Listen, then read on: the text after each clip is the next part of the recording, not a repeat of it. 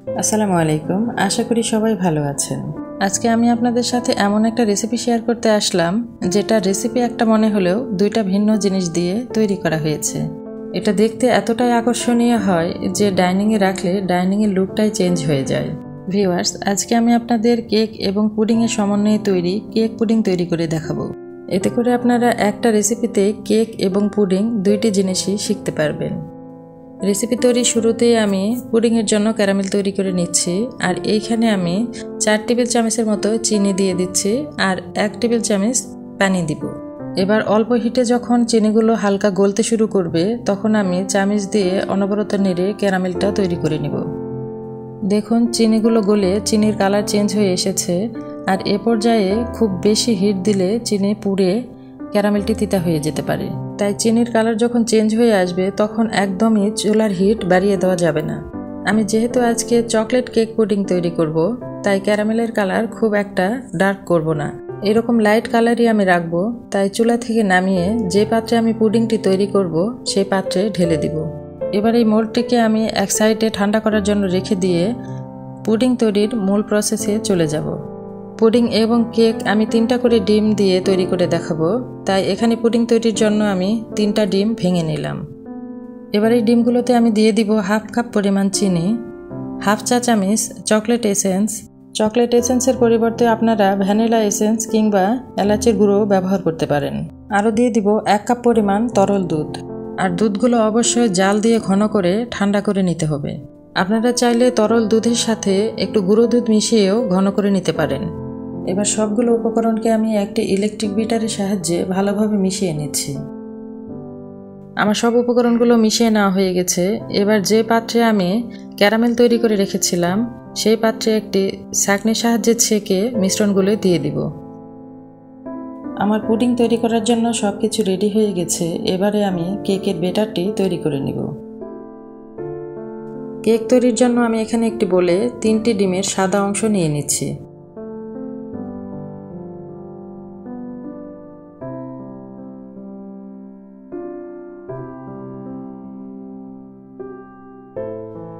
এবার আমি ডিমের এই সাদা অংশগুলোতে 1.25 কাপ চিনি দিয়ে ইলেকট্রিক বিটারের সাহায্যে বিট করে নিব। কেউ যদি মিষ্টি খেতে বেশি পছন্দ করে তাহলে 1 কাপ পরিমাণ চিনি দিতে পারেন। তবে চিনিগুলো আমি একবারে না দিয়ে 3বারে অ্যাড করে নিব। এতে করে ডিমের ফোম খুব ভালো হয়।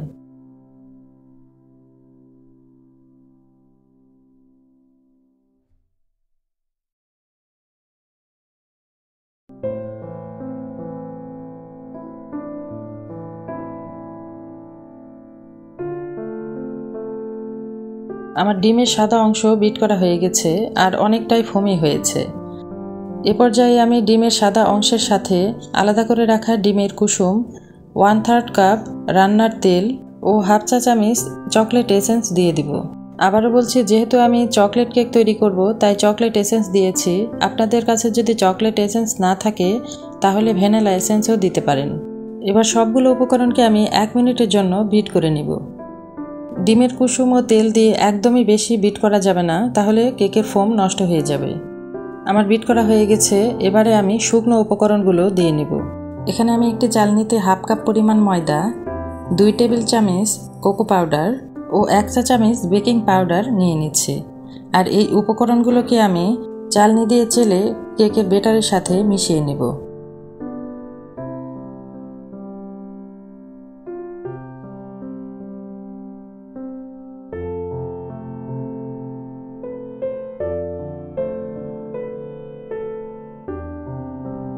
আর এই শুকনো উপকরণগুলোকে মেশানোর সময় একদমই তাড়াহুড়া করা যাবে না।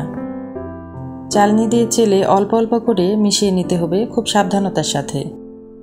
কেক বানানোর ক্ষেত্রে শুকনো উপকরণগুলো মেশানো খুবই গুরুত্বপূর্ণ একটা জিনিস। সব উপকরণ যদি দেওয়া ঠিকও থাকে তারপরেও যদি আপনার কেকের ব্যাটারটি ঠিক না হয় তাহলে কেক একদমই পারফেক্ট হবে না। তাই খুব ধৈর্য সহকারে এই কাজটি একটু সময় নিয়ে করতে হবে। তাছাড়া কেকের ফোম যদি নষ্ট হয়ে যায় তাহলে কেক একদমই ভালো হবে না।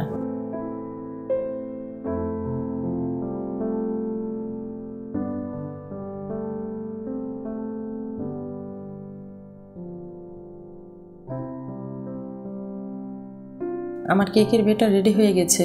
আর দেখুন আমার কেকের ব্যাটারের ঘনত্বটা ঠিক এরকম হয়েছে।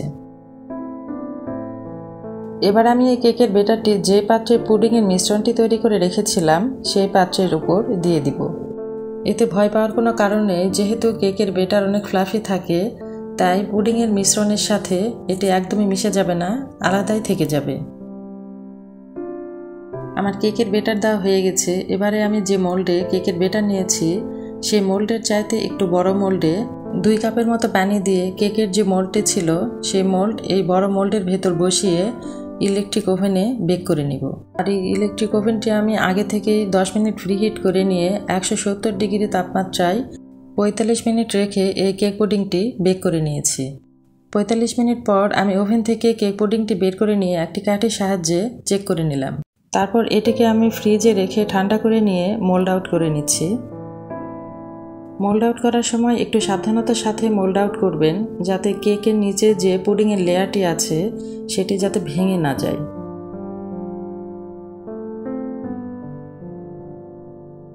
এবার আমি আমার কেক পুডিংটি মোল্ড আউট করে নিলাম। আর দেখুন, মাশাআল্লাহ, অনেক সুন্দর কালার এসেছে। আমি আসলে পুডিংয়ের কালার একটু লাইটই চাচ্ছিলাম, যাতে কেক এবং পুডিংয়ের লেয়ার খুব ভালোভাবে বোঝা যায়। দেখুন কেক এবং পুডিংয়ের লেয়ার কতটা সুন্দর লাগছে। প্লেটে বিট থাকার কারণে লেয়ারগুলো হয়তো খুব ভালোভাবে বোঝা যাচ্ছে না। আমি এক পিস কেটে আপনাদের দেখিয়ে দিচ্ছি। আমি এই রেসিপিটা অনেক সহজভাবে করে আপনাদের বোঝানোর চেষ্টা করেছি। যদি কোনো জিজ্ঞাসা থাকে তাহলে অবশ্যই কমেন্টে জানাবেন। আমার রেসিপিটি ভালো লেগে থাকলে আরও নতুন নতুন ভিডিও পেতে আমার চ্যানেলটি সাবস্ক্রাইব করে আমার চ্যানেলের পাশে থাকবেন। এতক্ষণ আমাদের সাথে থাকার জন্য ধন্যবাদ।